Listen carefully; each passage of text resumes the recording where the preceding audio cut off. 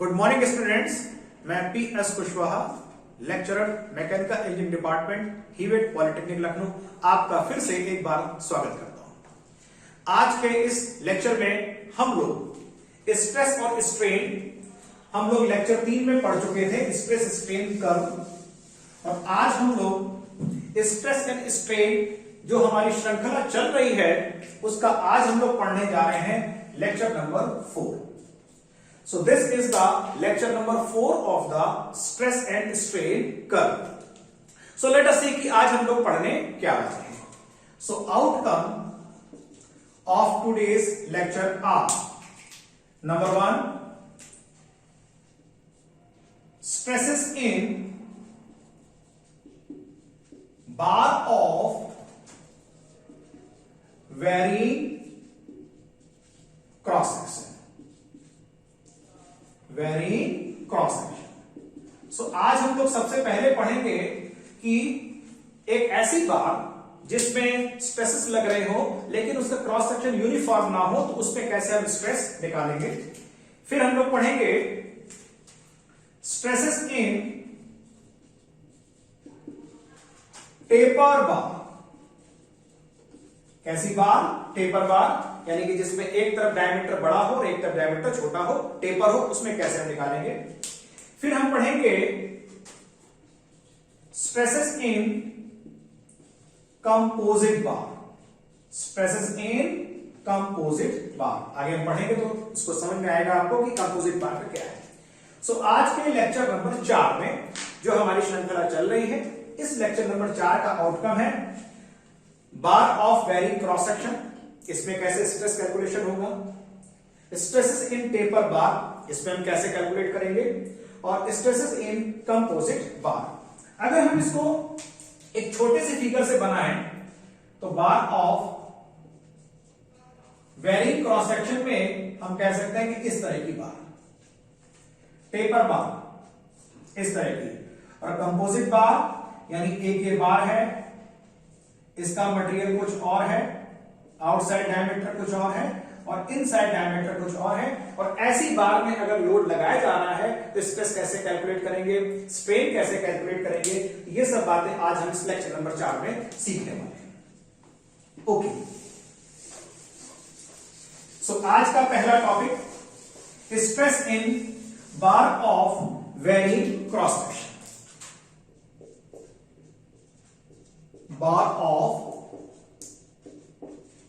varying cross section. So this is our first topic of the day. एक हम बार बना लेते हैं। So this is a bar, इसके 3 डायमीटर हैं।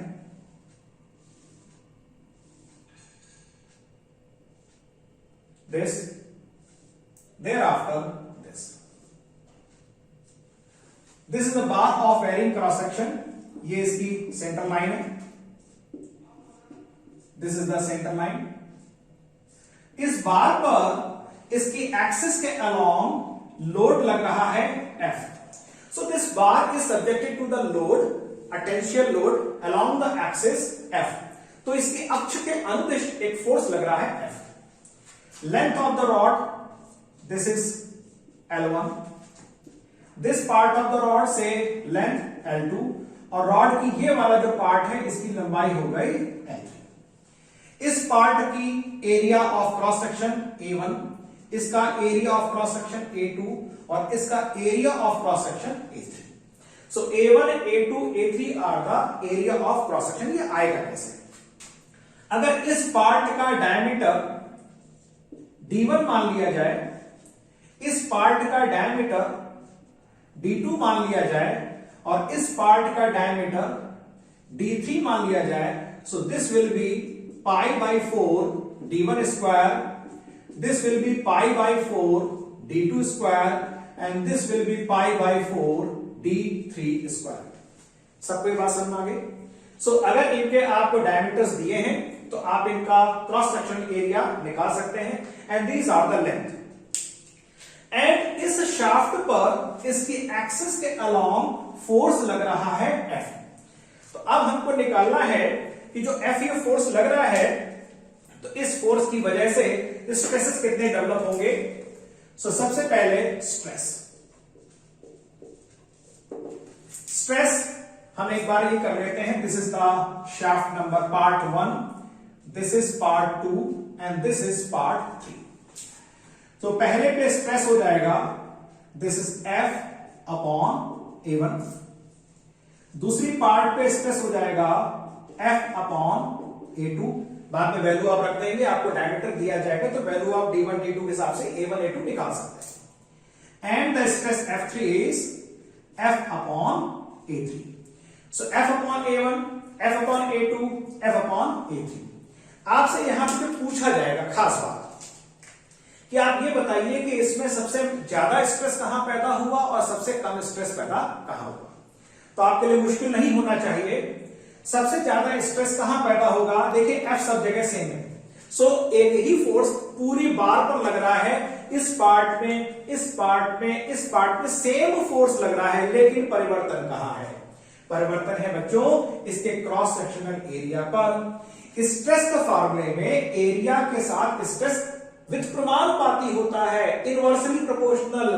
तो अगर एरिया का मान बढ़ेगा तो स्ट्रेस का मान घटेगा, एरिया का मान छोटा हो जाएगा, कम हो जाएगा तो इसका मान बढ़ जाएगा। तो अब आप ये देखो सबसे बड़ा एरिया कहां, सबसे बड़ा एरिया यहां पर। इसका मतलब कि जो F1 की वैल्यू होगी वो क्या होगी, न्यूनतम। तो ये वाला जो स्ट्रेस है कितना निकलेगा, दिस इज व्हाट, ये होगा सबसे कम। तो ये स्ट्रेस यहां पे पैदा होगा, ये होगा न्यूनतम यानी कि मिनिमम। ये वाला एरिया पार्ट 3 का एरिया, पार्ट 3 का एरिया सबसे कम है, यानी कि ये वाला स्ट्रेस कैसा होने वाला है, दिस इज मैक्सिमम स्ट्रेस। तो ये 3 डायमीटर की जो स्टेप आपको शाफ्ट मिली है, स्टेप शाफ्ट, इस शाफ्ट में सबसे ज्यादा स्ट्रेस यहां पैदा होगा और सबसे कम स्ट्रेस यहां पर पैदा होगा। ओके, अब अगर आपको इस शाफ्ट की डिजाइन करनी है, सपोज करिए आपको एक शाफ्ट बनानी है, उस पर फोर्स लग रहा है, तो आपकी डिजाइनिंग F1 के अनुसार होगी, F2 के अनुसार होगी या F3 के अनुसार होगी। This is the very important question और एक इंजीनियर होने के नाते आपको इसका सवाल का जवाब आना चाहिए।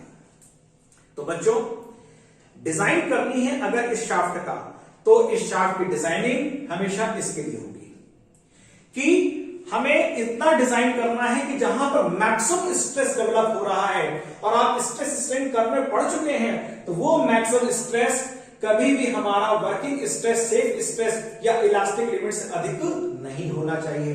और अगर इस स्ट्रेस का मान इलास्टिक लिमिट से अधिक हो गया तो यहां पर जो विरूपण उत्पन्न होगा, यहां पर जो इलांगेशन आएगा वो परमानेंट इलांगेशन हो जाएगा and that will not be the safe. Therefore आपको ध्यान ये रखना है कि जो ये मैक्सिमम स्ट्रेस इस पार्ट में जनरेट हो गया, इस पार्ट में यहां मैक्सिमम स्ट्रेस आ गया है, तो आपकी डिजाइनिंग के लिए आपको ध्यान रखना पड़ेगा and it should be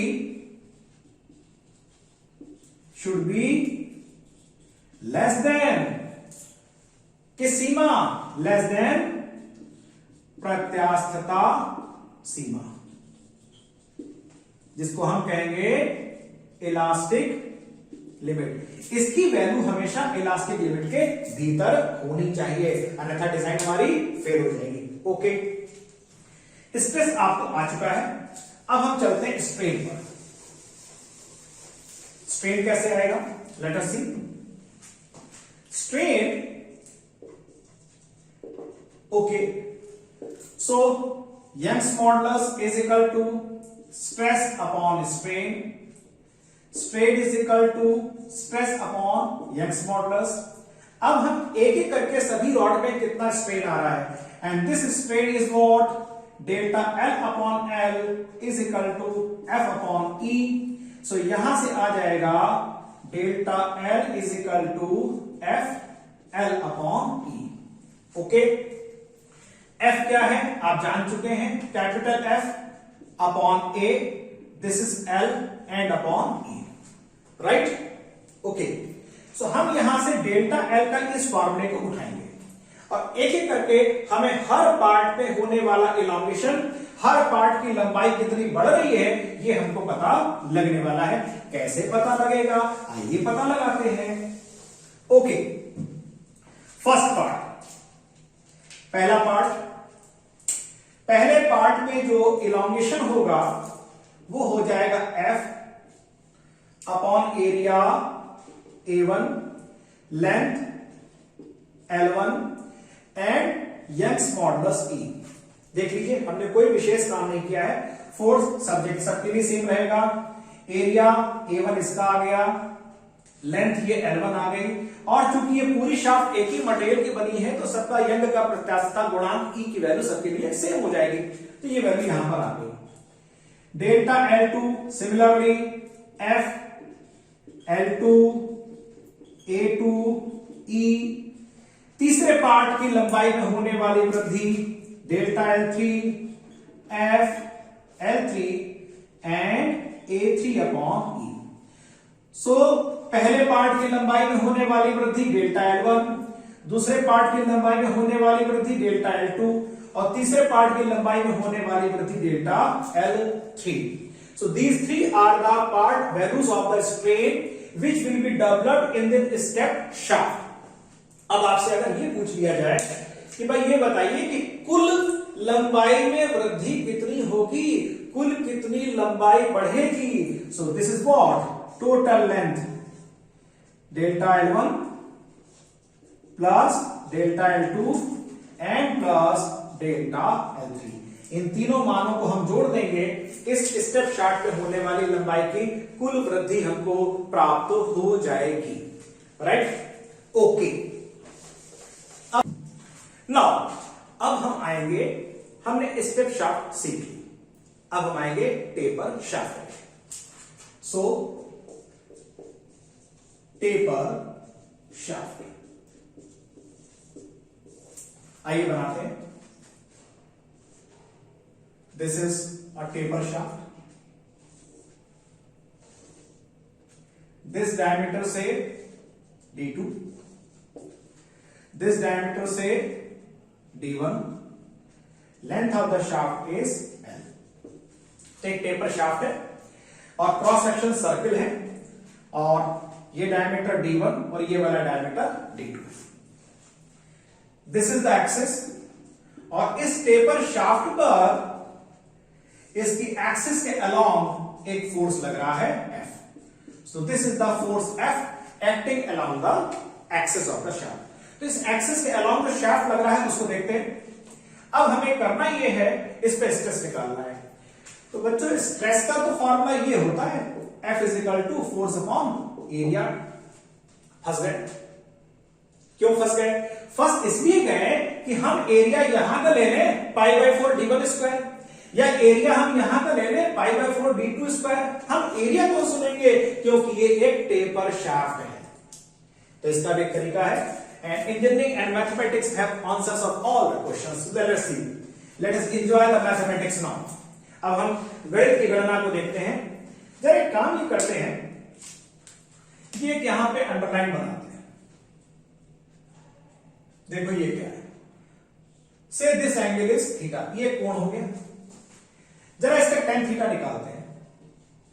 tan theta is equal to this part, और ये पार्ट कितना है D2 D1 का हाफ, ये कितना है यहां से लेकर यहां तक। दिस पार्ट इज D2/2, ये D2 का आधा है, और ये पार्ट कितना है D1 का आधा, तो ये पार्ट हो जाएगा D2 माइनस D1/2, और ये टोटल लेंथ कितनी है L। So this is D2 minus D1 upon 2L। Okay, right. अब एक काम ये करते हैं, इस किनारे से x डिस्टेंस दूर एक पट्टी मानते हैं, एक पट्टी मान ली। इस पट्टी की चौड़ाई है, इस पट्टी की चौड़ाई है dx और इस पट्टी का डायमीटर है d।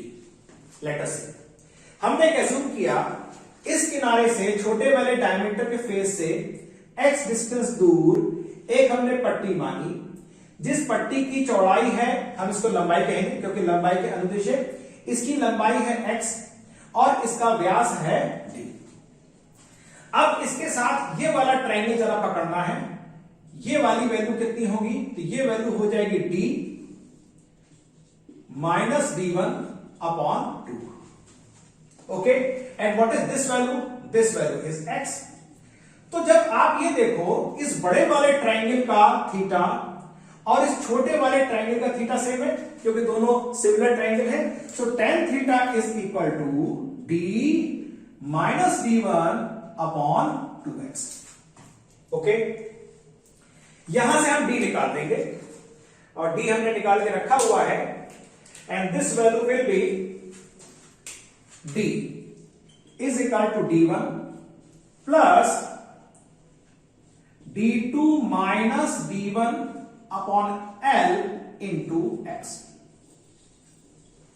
ये फार्मूला आपको इस जगह से किसी भी दूरी पर जाने पर वहां के व्यास की वैल्यू दे देगा। कैसे दे देगा, आइए करके देखते हैं बच्चों। अगर ये x की वैल्यू 0 हो जाए तो x की वैल्यू 0 होने का मतलब ये वाली जो पट्टी हमने मानी थी, ये पट्टी उठकर कहां आ जाएगी, यहां पर आ जाएगी। इफ x इज 0, x का मान 0 होने पर हम यहीं पर खड़े हो जाएंगे। अब अगर यहां पे x का मान आपने 0 कर दिया, ये पूरा खत्म हो गया, diameter is equal to d1 आ गया।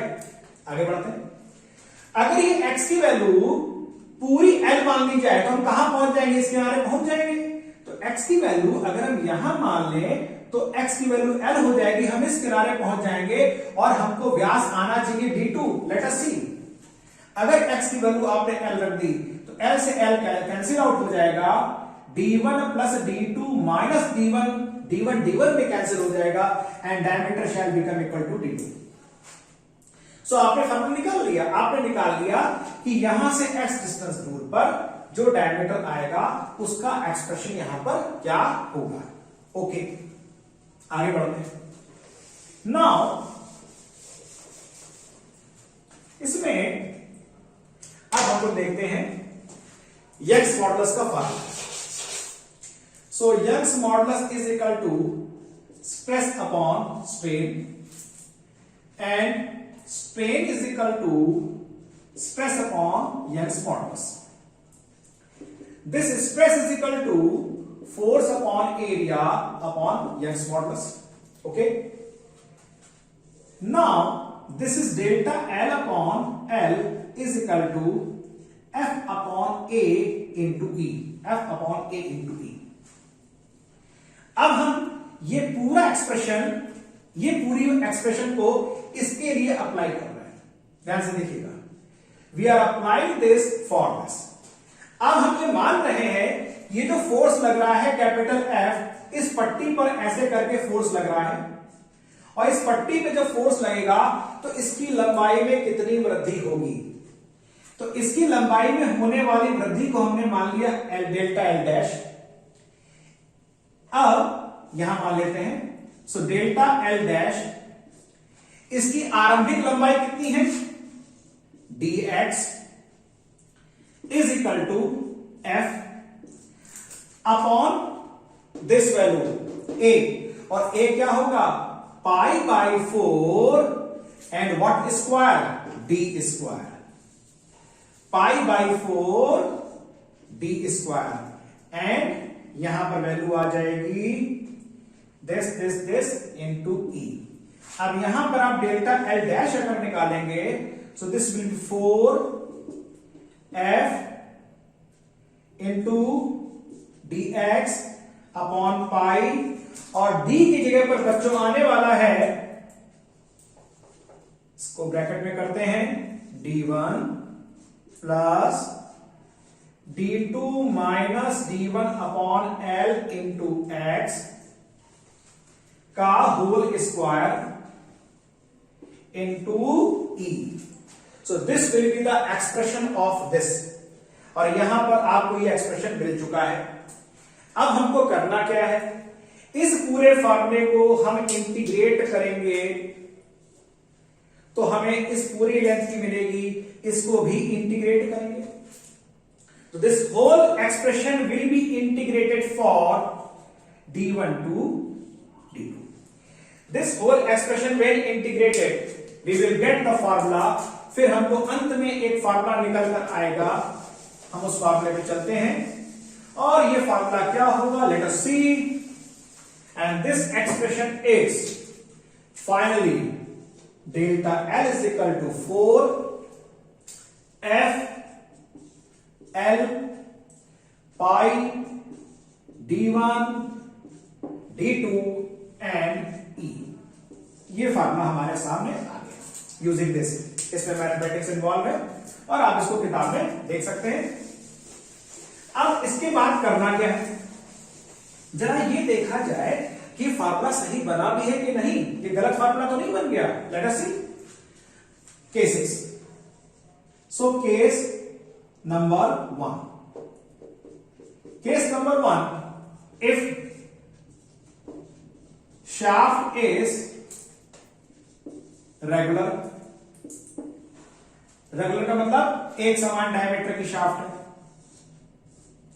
यानी कि d1 और ये भी d1 है, यानी दोनों डायमीटर सेम है, d1 d2 की वैल्यू सेम है. तो जरा देखिए delta L is equal to 4FL pi, और एक काम करते हैं, ये d1 d2 दोनों सेम हो गए, इसको हम d मान लेते हैं, यहां d स्क्वायर कर देते हैं, and this is e. Let us see f pi by 4 d square L and this is E. This is F upon A and L upon E. एक रेगुलर शाफ्ट जिस पर आप फोर्स F लगा रहे हैं उसके लिए आपका एक्सप्रेशन आ गया है, और यही एक्सप्रेशन आप पहले से पढ़ चुके हैं और इसका इस्तेमाल भी आप कर रहे हैं. So this is the case. Case number 2, इसमें दो केस हैं.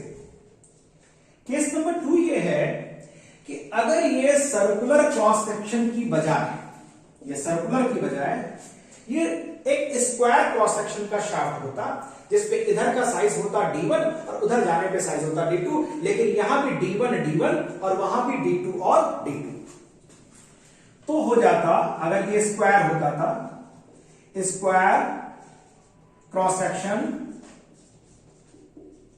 ऑफ साइड्स, दोनों छोटे वाली साइड भुजा हो जाती d1 एंड d2, यानी यहां की भुजा d2 d2, यहां की भुजा d1 d1. तो बच्चों delta L is equal to F L and this would be upon d1 d2 into L. तो ये फॉर्मूले आपको याद होने चाहिए कि इस तरह हम कैसे इनको काम करेंगे. सो अगर टेपर्ड है तो ये फार्मूला, रेगुलर क्रॉस सेक्शन की शाफ्ट है ये फार्मूला, और अगर स्क्वायर क्रॉस सेक्शन की शाफ्ट है, इधर की भुजा d1 d1, उधर की भुजा d2 d2. So this formula shell become FL upon d1 d2 into L. So I think आपको दोनों बातें यहां क्लियर हो चुकी होंगी और इसमें कोई भी असुविधा आपको बच्चों नहीं होनी चाहिए. अब हम आते हैं अपने आज के इंपॉर्टेंट टॉपिक पर. नाउ द आज का हमारा outcome number next, which is composite bar. इसी का एक नाम और है कंपाउंड बार. इसको कंपोजिट बार और कंपाउंड बार भी कहते हैं. पहले इसका फिगर ड्रॉ करते हैं तब आपसे बात करते हैं. So let us draw the figure.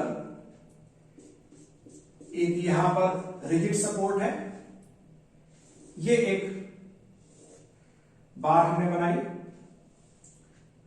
फिर एक ये हिस्सा है और एक ये हिस्सा है. This part is other material, ये कोई अलग मटेरियल का है,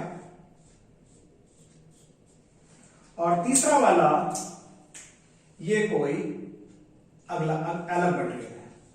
सो ये अलग अलग मटेरियल के तीन कंपोजिट शाफ्ट का एक सिस्टम है. इसको हम बोलेंगे, पहले वाले को ये सपोज करो 1, ये वाला 2 और ये वाला 3.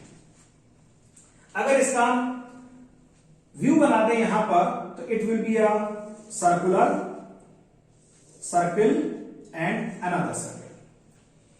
ये वाला सर्किल बीच वाला पार्ट है और ये वाला जो पार्ट है बाहर वाला वो ये पार्ट है। नौ भीतर वाला पार्ट ये वाला है। इसमें कंपोजिट बार में इनकी खास बात क्या होती है उनको समझ लेते हैं। इनकी खास बात ये होती है इसमें दो या दो से अधिक, टू और मोर देन टू। इसमें कंपोजिट सिस्टम में दो या दो से अधिक मटेरियल की शाफ्ट का कंपोजिशन होता है। Next, one and is rigidly fixed। एक सिरा दृढ़तापूर्वक स्थिर रहता है। तो आप देखेंगे यहां पर ये इन सभी का एक सिरा फिक्स है और इसमें तीन मटेरियल की कंपोजिट शाफ्ट का इस्तेमाल किया गया है। Next,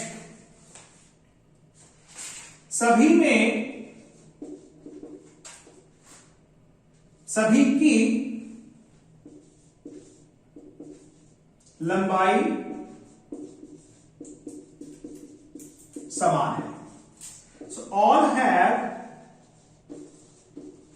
equal length. और खास बात,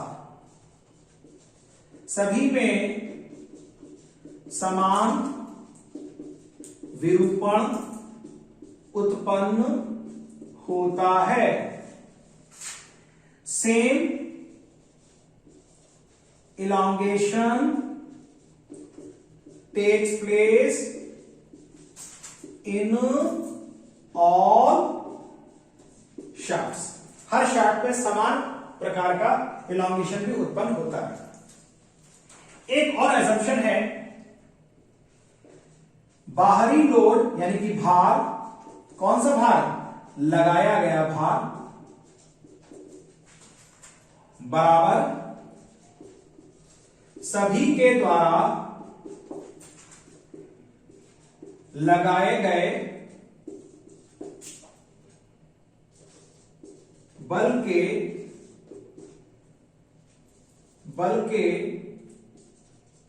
योग के बराबर होता है। इसका मतलब कि हम जो एक्सटर्नल फोर्स इस पे लगाएंगे उसकी value equal to the sum of forces applied by each rod. तो कंपोजिट सिस्टम में बच्चों ये सारे असम्पशंस हम लेके चलेंगे। इसमें दो या दो से अधिक रॉड का एक मिश्रण होता है, कंपोजिशन होता है, नंबर एक। नंबर दो, इन सिस्टम में एक सिरा इनका फिक्स होता है, दूसरा सिरा फ्री हो जाएगा। नंबर नेक्स्ट, सभी की लंबाई समान होती है। देखिए सभी की लंबाई हमने L मानी है, सबकी लंबाई समान है। सभी में समान विरूपण उत्पन्न होता है, सभी रिजिडली फिक्स है, यहां पर आपस में जुड़े हुए हैं, तो जो लंबाई बढ़ेगी सब में बराबर बराबर बढ़ेगी। उसके बाद जो भी हम इस पे एक्सटर्नल लोड लगाएंगे, हम जो फोर्स लगाएंगे तो सभी लोग इसका विरोध करेंगे। तो जो विरोध करेंगे वो अलग अलग मात्रा का विरोध करेंगे। क्यों? क्योंकि सबके क्रॉस सेक्शन एरिया अलग अलग है। आप देखिए ना क्रॉस सेक्शन एरिया, ये अंदर वाले का ये है, दूसरे वाले का एरिया निकाल देंगे तो दूसरे वाले का बाहरी एरिया, इसको माइनस कर देंगे और जब इसका निकालेंगे बाहर वाले का तो टोटल एरिया और इस सेकंड वाले का एरिया माइनस कर देंगे तो इसका एरिया आ जाएगा। तो सब चूंकि सबके एरिया अलग है इसलिए जो इसका रेजिस्टिव फोर्सेस होगा सबका अलग अलग होगा और उन रेजिस्टिव फोर्सेस विरोधी बल का जो योग होगा वो हमारे बाहरी बल के बराबर होगा। सो ये सारे असम्पशंस हम लोग इसमें लेते हैं। इसमें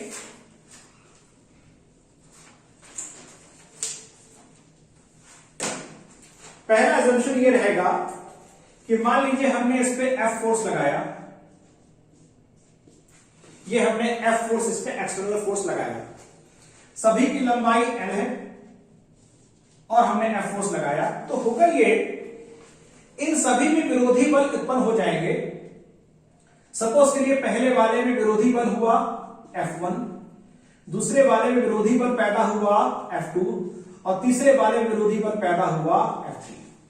तो F की वैल्यू F1, F2, F3 इनके योग के बराबर हो जाएगा। ये एक हमने असम्पशन हमने माना था, उसको हमने यहां पे लिख दिया कि इन तीनों में जो बल उत्पन्न होंगे, जो विरोधी बल होंगे, जो हमारे बल का विरोध करेंगे, अलग अलग मान के होंगे। क्यों? क्योंकि सबके एरिया अलग अलग होंगे और उन तीनों का योग हमारे बल के बराबर हो जाएगा। अब इससे होगा ये कि Young's modulus stress upon strain हमने फॉर्मूला लिख दिया। इस फॉर्मूले से हम अब यहां पर हम लोग ये निकाल लेते हैं कि फोर्स कितना आएगा। सो अब हम जाएंगे इन फोर्स की गणना करने के लिए इन तीनों पदार्थों ने कितना कितना लोड वहन किया, कितना कितना भार वहन किया। सो यहां से निकाल लेते हैं हम लोग E is equal to F upon A into small e and this F is equal to E A into delta L upon L। Let us see E A small e यहां गया strain, it is delta L upon L। और आपको बता दें इस composite system की खास बात यह है कि जब इसकी लंबाई में वृद्धि होगी, मान लीजिए लंबाई में इतनी वृद्धि होगी, तो जो लंबाई में वृद्धि होगी this value is delta L और ये डेल्टा L की वैल्यू सबके लिए समान होगी। तो हमारे सामने ये वैल्यू आ चुकी है। चूंकि तीनों मटेरियल अलग अलग हैं, इसलिए तीनों की यंग प्रत्यास्था गुणांक E का मान भिन्न भिन्न होगा। एक बात, सबका डायमीटर अलग अलग होगा, ओके, लेकिन सबकी लंबाई में होने वाली वृद्धि और सभी की आरंभिक लंबाई समान है, यानी कि स्ट्रेन की वैल्यू हर प्रकार की रॉड के लिए समान है, बस उसका पदार्थ अलग है, इसलिए उसके यंग प्रत्यास्था गुणांक का मान अलग है और उसका एरिया भी अलग है। जरा हम एरिया में बात करना चाहेंगे आपसे। सपोज करिए ये वाला जो डायमीटर है भीतर वाला, this diameter is D1, this diameter say D2 and this diameter say D3। सो बाहर वाला हो गया D3, भीतर वाला D1 और भीतर और सबसे अंदर वाला जो डायमीटर हो जाएगा इसको हमने मान लिया D1। सो अंदर वाले का एरिया कितना होगा A1 will be pi by 4 D1 square, बहुत simple, pi by 4 D1 square. इसका एरिया कितना होगा pi by 4 D2 square minus D1 square. अगर किसी बच्चे को ये बात समझ में नहीं आ रही है तो वो कमेंट बॉक्स पे लिख के मुझसे पूछ जरूर ले कि कैसे हो गया। बच्चों मुझे ये एरिया निकालना है ब्लू वाला। अब ब्लू वाला एरिया कैसे आएगा, पहले कंप्लीट एरिया निकाल लिया, इसमें से ये वाला एरिया माइनस कर दी तो ब्लू वाला एरिया हमको आ गया। नाउ A3 पाई बाई 4, अब हमें निकालना रेड वाला एरिया, तो रेड वाला कैसे आएगा, पूरा बाहर का एरिया, तो pi by 4 D3 square minus blue वाला ये वाला पूरा part and it is D2 square. So A1 is equal to pi by 4 D1 square, A2 is equal to pi by 4 ये square and A3 is equal to this much. तो ये formula हमको आ गया। Now F1 कितना होगा, F1 is equal to A1 E1 and delta L upon L। आपको पहले material ने कितना लोड वहन किया इसका फार्मूला आपको पता लग चुका है। सिमिलरली F2, दूसरे ने कितना लोड वहन किया A2 E2 delta L upon L, और तीसरे ने कितना किया F3 is equal to A3 E3 and delta L upon L, right. अब हमको अगर ये पूछा जाए, ये सारी बातें तो आपके पास आ चुकी हैं, जरा इन वैल्यूज को हम यहां रख दें। तो अगर इन वैल्यूज को उठा के यहां रख देते, देखिए क्या आता है, F is equal to delta L upon L A1 E1 A2 E2 plus A3 and E3। Let us see, अब ये फार्मूला बन गया। हमने सारी F1 F2 F3 की वैल्यू उठा के यहां पे रखी। डेल्टा L अपॉन L हर एक तीनों एक्सप्रेशन में कॉमन है, इसको हमने यहां पकड़ा। अंदर आ जाएगा A1 E1 plus A2 E2 plus A3 and E3। A1 A2 A3 की वैल्यू हमने पहले से यहां से निकाल के रखी है। E1 E2 E3 इन तीन अलग अलग पदार्थों के यंग के प्रत्यास्थता गुणांक के मान है। तो ये वैल्यू हमारे पास आ चुकी है। अब हमने ये देखना है strain. So how we will find the total strain. बहुत आसान है, ये चीज हमको आ चुकी है। टोटल स्ट्रेन कितना पैदा हुआ, हम ये निकालने जा रहे हैं। दिस वैल्यू ये कैसे आएगा, this strain is equal to, यहां से देखते हैं, is equal to FL upon A1 E1 plus A2 E2 plus A3 E3। This is the final strain. Okay, ये स्ट्रेन भी हमारे सामने आ गया। अब स्ट्रेन के बाद हम ये निकालना चाहेंगे कि हर एक पे स्ट्रेस कितना है, हर एक पे स्ट्रेस कितना है। तो अब जरा इसको देखते हैं, F1 क्या है। F1 is equal to A1 E1 and delta L upon L। ये हम इधर ले आएंगे, और ये अगर इसके नीचे आ जाएगा तो इसकी वैल्यू हो जाएगी, राइट। अब आप यहां से अगर डेल्टा L अपॉन L निकाल लो, तो हमको ये निकालना है कि स्ट्रेस कितना हो रहा है पहली रॉड में। तो F1 upon A1 is equal to E1 and E1 into what, delta L upon L। So delta L upon L is equal to, ये अगर इधर आएगा, थोड़ा कर लेते हैं, ये इधर आएगा तो केवल F यहां बचेगा। तो F हमने इस पूरे ब्रैकेट की जगह पर ये वैल्यू रख दी F and upon A1 E1 A2 E2 and A3 E3। So this is the stress developed in the first material. Similarly, दूसरे मटेरियल में कितना स्ट्रेस आएगा, इसको हम F1 कर लेते हैं। दूसरे में कितना आएगा, सो E2 capital F same value. तीसरे में कितना स्ट्रेस आएगा, तो यहां कर देंगे F3, ये हो जाएगा F3 अपॉन A3। स्ट्रेस है, ये तो फोर्स है, एंड ये बन जाएगा E3, और ये आ जाएगा हमको तीसरे मटेरियल में लगने वाला स्ट्रेस। सो मैं समझता हूं कि आज के जो चौथा लेक्चर है, हमने सबसे पहले देखा एक शाफ्ट जो कि टेपर शाफ्ट थी, एक स्टेप शाफ्ट, और ये रही एक कंपोजिट सिस्टम। और कंपोजिट सिस्टम का ही दूसरा नाम होता है कंपाउंड सिस्टम। हमने इन तीनों सिस्टम में लगने वाली शाफ्ट का स्ट्रेस निकाला, कैलकुलेशन किया, और बाकी चीजों को हमने समझा।